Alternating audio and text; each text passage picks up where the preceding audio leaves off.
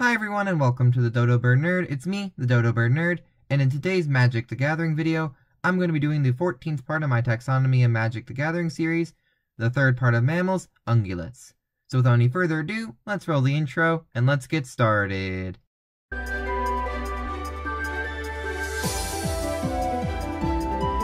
So one quick thing before we get started, that being that all works and images used will be in the description of the video. So for our first type of ungulate up, we have those in Cetartiodactyla. I apologize if I mispronounced that. And these are ungulates that either balance on an even number of toes, or had ancestors who did, mainly in the case of the cetaceans. And the ones that are missing in Magic the Gathering are a lot of extinct ones, the non-camel members of Camelidae, peccaries, river dolphins and other cetaceans, chevrotains, giraffes, musk deer, non-present members of Bovidae, specific species not present, and potentially more as there were quite a lot. So the first member of Cetartiodactyla up for this video are the antelopes, and this is a group of ungulates that is very much a catch-all group. Some of the ones that are specific in Magic the Gathering include hartebeests, kudus, oryxes, and wildebeests. So the next one up are the aurochs, and this is an entirely extinct group of bovines from whom modern cattle descend. And this is one of my favorite creature types in Magic the Gathering, if not my favorite creature type. I have a deck built around them, and I really hope they print more of them, specifically a legendary, so that I can make it in Commander.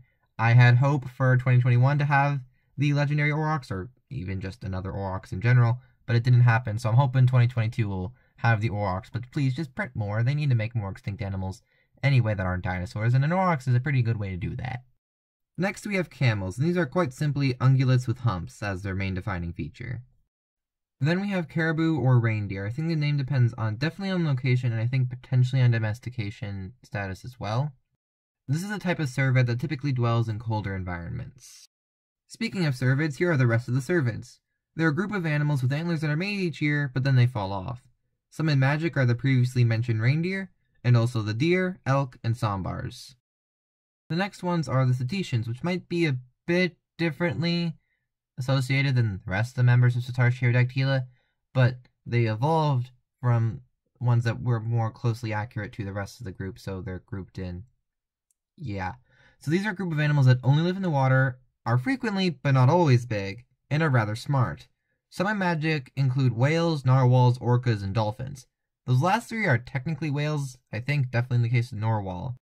But I thought I would still mention them as they're kind of unique, so yeah.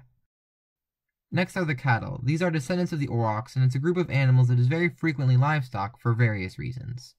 Then we have the goats, and these are typically mountain-dwelling ungulates that aren't the same as sheep. They have some similarities, but they are not the same.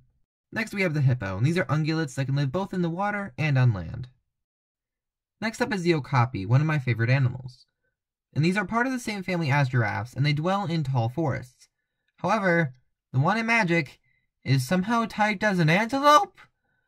I do not know how that happened, considering I believe deer are more closely related to antelope than the Okapi is, but deer are separate and the Okapi is typed as an antelope, which is just not accurate at all.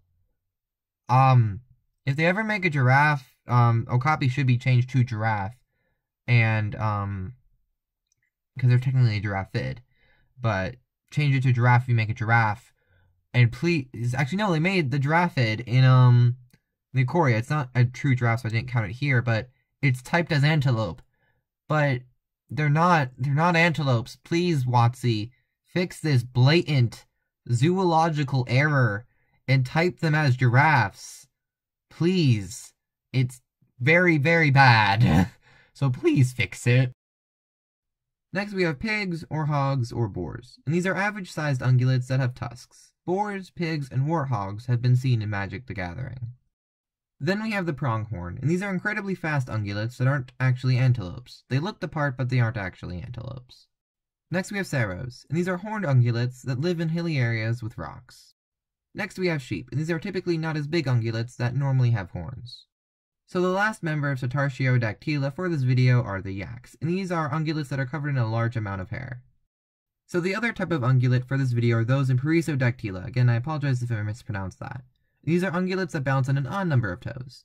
And the ones that are missing in Magic the Gathering are Przewalski's wild horse, various types of donkey-like animals, quaggas, zebras, tapirs, and specific species not present. So the first member of Perissodactyla up for this video are horses, and this is a type of ungulate that first showed up in the Americas, and is also sometimes domesticated.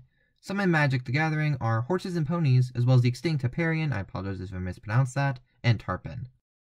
So the final member of Perissodactyla for this video, as well as the final animal for this video, are rhinos, and this is a big ungulate with horns that is unfortunately often poached for them. And so that concludes the 14th part of my Taxonomy of Magic the Gathering series, the third part of Mammals, Ungulates. What did you think of this video? Let me know in the comments down below, and as always, if you enjoyed the video, please leave a like and subscribe, and I will see you all next time. Bye!